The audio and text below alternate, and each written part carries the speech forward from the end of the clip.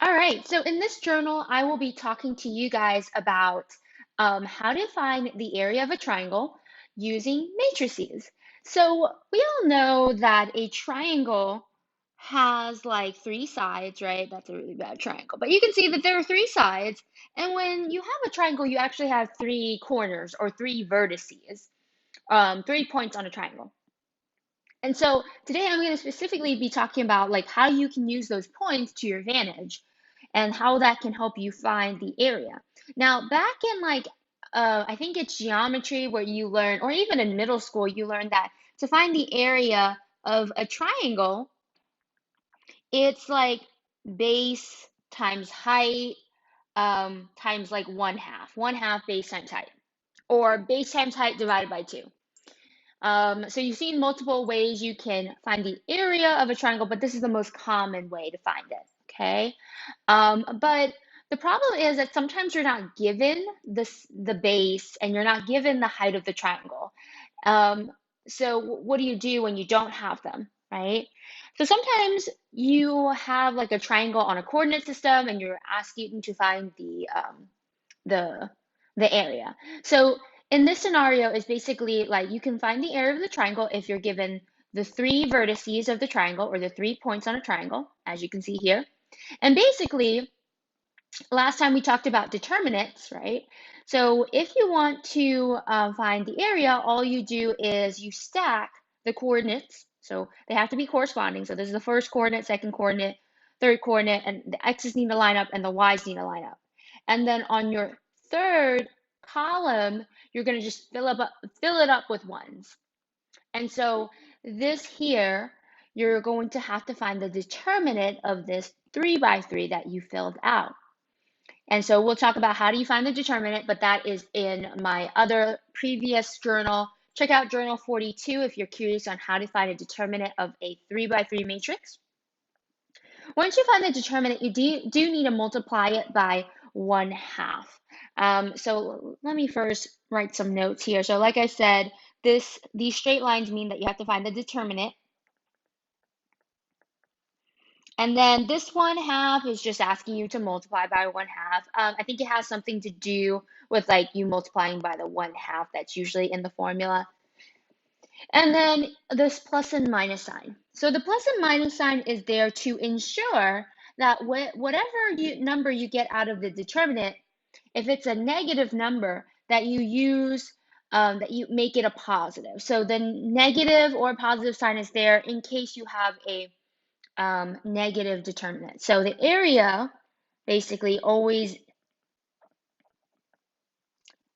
is positive.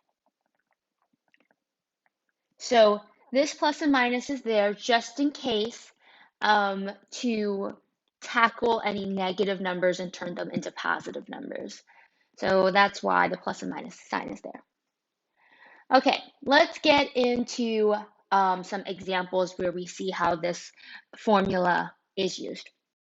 All right, so here I have a graph of a triangle, and I can see on this graph here, like this triangle has 3 points, right? Now, typically, you would find the area by using this formula, area equals 1/2 base times height. The unfortunate part is like, I would have to figure out what is the length of this base of the triangle, right? It's kind of hard for me to see what the base of this length would be. I would have to use a distance formula to figure out that distance. And then I would have to figure out the height of this triangle, and that's like figuring out the height of if I were to cut this triangle almost like in half, and I don't know how to do that without, probably using some sort of geometry formula here, which I don't have on memory.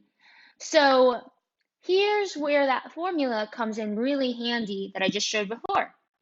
So if you don't know the base and the height, no worries. If you know the coordinates or the points of this triangle, that can help you out. So this coordinate here looks like it's at 2, 1. So this is at 2, 1. And then this far one down here looks like it's at 1, 2, 3, 4, 5. So it's at 5, and then I think down to -4. So 5, -4. And then this one off to the side here looks like it's at -3, 0. And then I have all my coordinate points. So coordinate points are just made of x's and y's, x's and y's, x's and y's.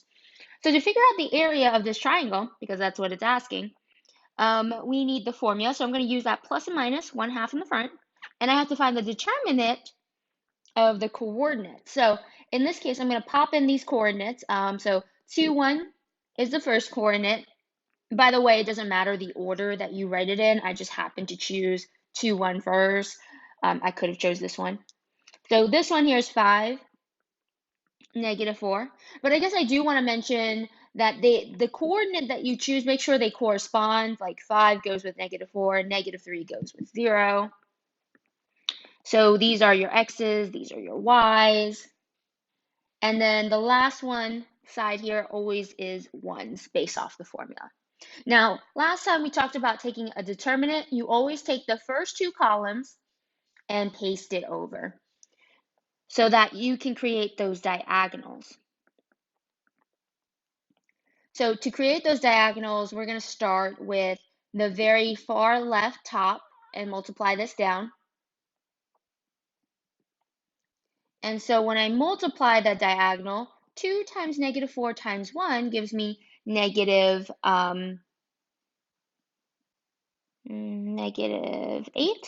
it looks like. And then 1 times -3 is -3. And then 1 times 5 times 0, well, that's just a 0 right there. And then I have my next one here where I'm going to take the bottom left and multiply it diagonally.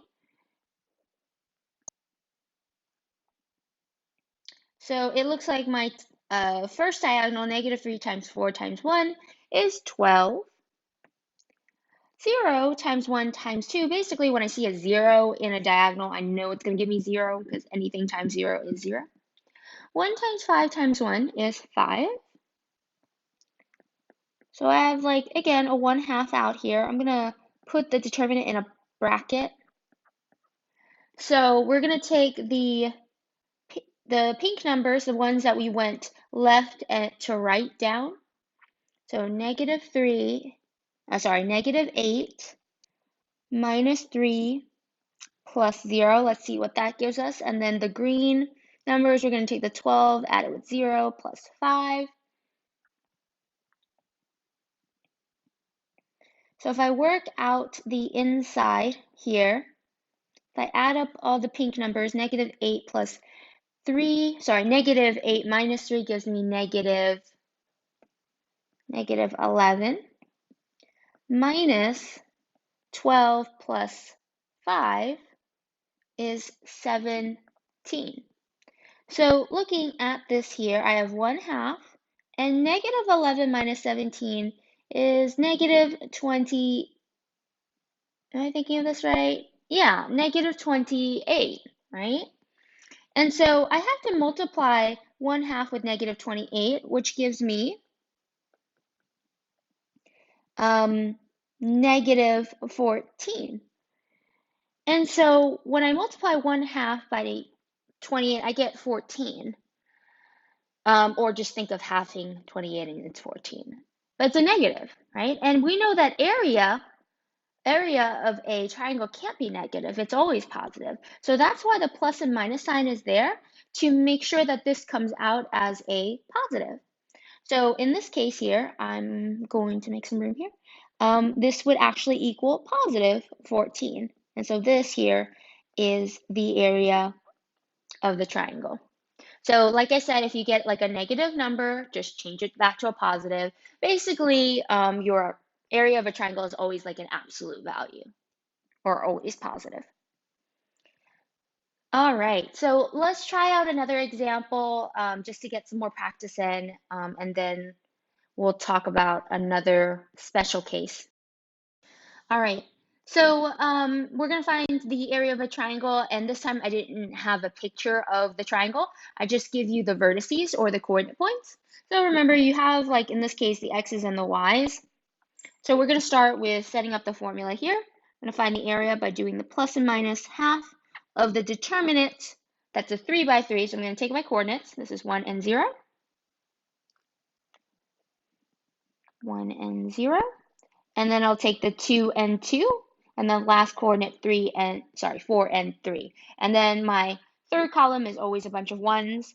And when we're finding determinant, you always want to take the first 2 columns, stick it over to the other side. So 1, 0, 2, 2, 4, 3. And so I'm going to grab the top left, swing on it down, swing down, and then last diagonal. Then you want to multiply the numbers out. So 1 times 2 times 1 is 2.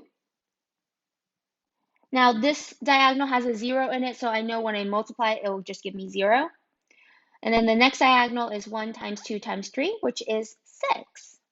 Okay, so now I'm going to do the opposite diagonal. So starting from the bottom left, going upwards. So this one, 4 times 2 times 1 gives me 8.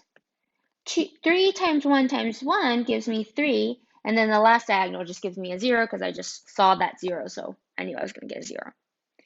All right, so in this case, I'm going to write this out. I have a plus and minus 1/2. Again, I like to do my determinants in like a bracket and then multiply it later with that 1/2 that's outside. So you always take your numbers that you go from left to the right first. So these are 2, 0, 6 that I need to add together. And then I'm going to add up the green number, so 830, 830.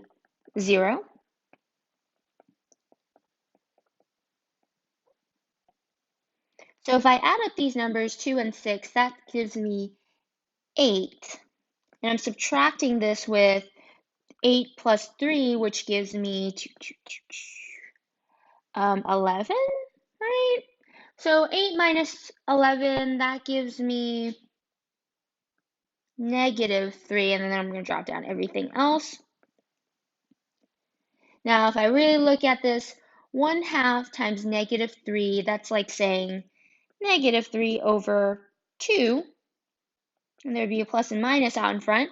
So I did get a negative number, so I'm just going to change it into a positive number. And so this would be 3/2, or 3 over 2, and that would be my area of the triangle here. So it looks like the area of the triangle is very small, about like 1.5 or 3 over 2. All right, so one more slide after this. I want to talk to you guys about the special 3 points. Okay, so we're going to be talking about something called collinear points. And I want us to kind of just think about it. So collinear points is when you have 3 or more points. So let's imagine we have 3 points here. And collinear are really special because when you connect the points together, they actually make a perfect straight line, okay? They were all on the same line. So if those 3 points connected and made a line, right, then it's not a triangle. So 3 points we know make a triangle, but if they were on a single line or a single straight line, then they're not a triangle. And well, if they're not a triangle, they're not two-dimensional. Anything that's two-dimensional, like a triangle, a square, or even a circle, has a form of an area, okay? But something that is one-dimensional has no area. So something that is 1D does not have a area. Well, because the reason why is because it doesn't really create this. You notice that with like a triangle, you have like a length and a base, or a height or a base, a length or a width, and it creates like a face, right? Or a plane. Well, a line doesn't create a plane, so there's nothing for you to measure the area. So in this case, something that's collinear doesn't have an area, so the area is 0. And we do this a lot to test out. So sometimes you'll get 3 points and I'll ask you for the area, right? But you happen to get 0. So like I said, if you happen to calculate the area, which we know is plus and minus 1/2, the set of coordinates, right? And then the third column is a bunch of ones, and you use this formula again, and you happen to get 0, then we know that they are collinear points because it gave you an area of 0. So that meant it wasn't a triangle. It was actually a straight line, or basically points that were on a line. And so the area has to be 0 because a straight line doesn't have area. Okay, so I'll kind of do more examples with this in the next bell work. You will see this. But until next time, guys, I hope this was helpful. Bye.